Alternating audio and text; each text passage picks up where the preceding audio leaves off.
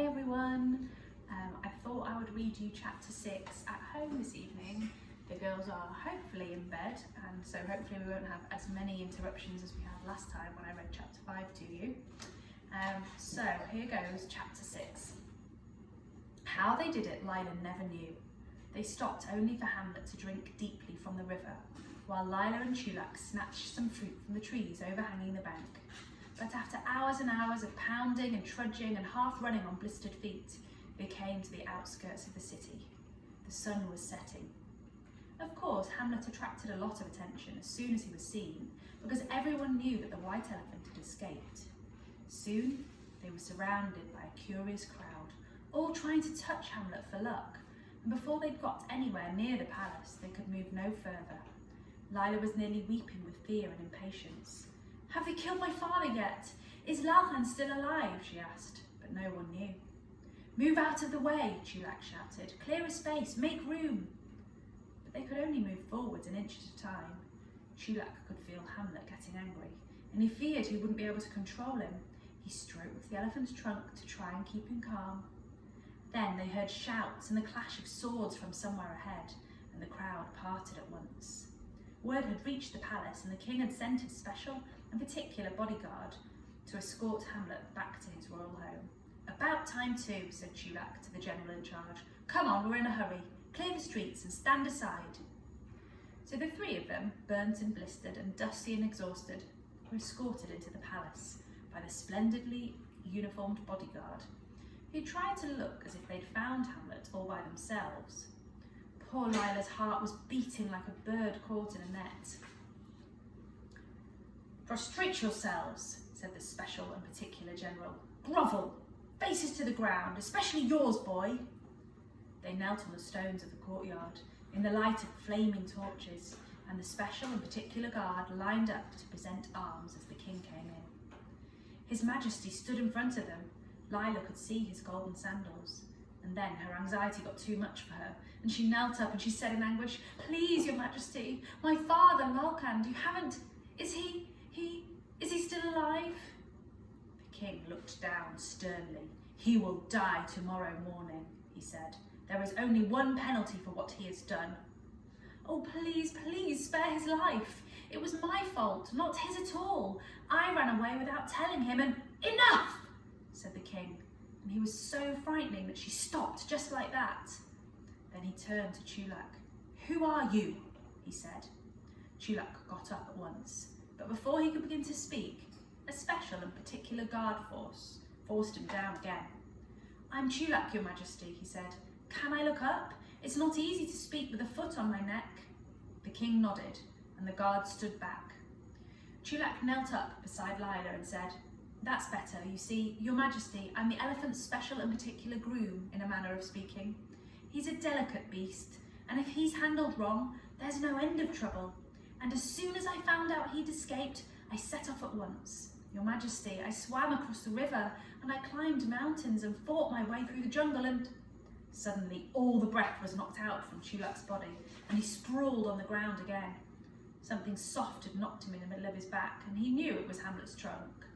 Hamlet had never done that to him before, and he rolled over in surprise to see the elephant giving him a special and particular look, and then he realised what he must do. He struggled up again and faced the king. "Your Majesty, the elephant has just made a request. He and I have got this unusual way of communicating, you see. He's asking for an audience alone with your Majesty." Even the special and particular general could hardly restrain a snigger at the idea of an animal asking to speak to the king. But he changed it into a cough when the king glared at him.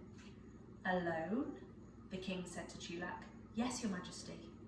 "The white elephant is a rare and wondrous beast," the king said.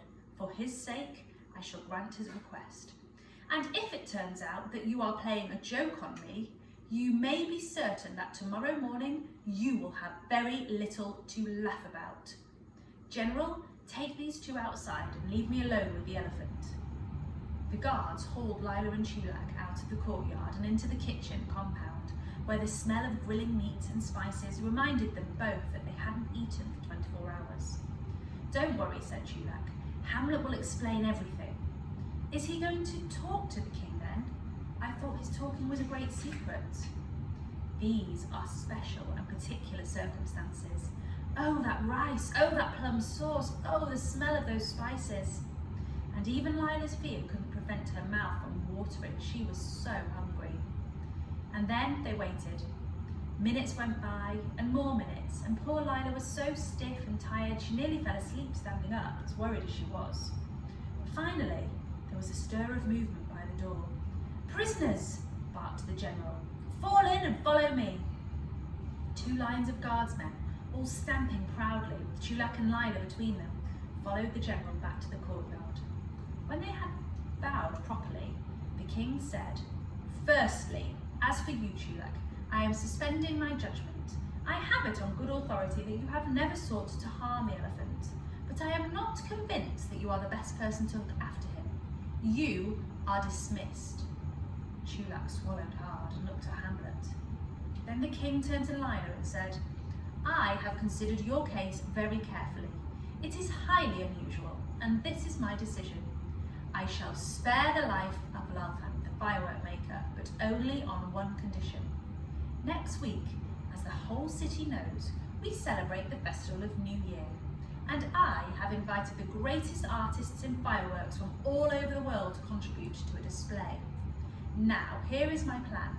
I shall announce a competition for the final night of the festival. A firework display will be put on by each of my invited artists, and Lalhand and Lila will take part as well. The prize of a golden cup will be awarded to the artist whose display receives the longest applause. That is all the other competitors will know, but you and Lalhan will know something else as well. If your display wins, Lalhan will receive the prize and go free. But if you lose the competition, he loses his life too. That is my decision, and there will be no appeal. You have a week to save your father's life, Lila. Guards, see them out and release Lalhan and the firework maker into the care of his daughter." And Lila barely had time to think before she found herself at a little side door of the palace, where a servant held up a flickering torch for her to wait by. But she didn't have to wait long. From behind the door came the sound of a chain falling to the ground, and then the door opened, and there was Lalhand. Neither of them could speak, but they hugged each other so tightly that they could barely breathe. When they'd had enough, they realised how hungry they were, and they hurried home. "We'll get some fried prawns from the stall in the alley, and we'll eat them as we work," said Lalhand. "Have they told you what the king decided?" Lila said. "Yes, but I'm not worried. We'll have to work as we've never worked before, but we can do it." And Lila forgot all about the royal sulphur and the 3 gifts. There was no time to wonder about them now. She hurried into the workshop with some dishes of rice and prawns and fried vegetables, and they scooped them up absent-mindedly as they worked. "Father," said Lila, "I've got an idea. Supposing..." She took a stick of charcoal from the bench and she drew some quick sketches. Lalhan's eyes lit up. "Aha, but begin slowly, build up to it. And on the way back from Mount Merapi," she said, "when we stopped by the river, I saw how some vines had twisted around each other, and I thought of a way of delaying the fuses, making them burn at different rates." "Impossible! It isn't, look, I'll show you." And so they set to work. And that's the end of the chapter. There's a nice picture of them working together in the workshop. Hope you enjoyed it, and I will put the discussion questions up in the homework section as usual. So that was chapter 6.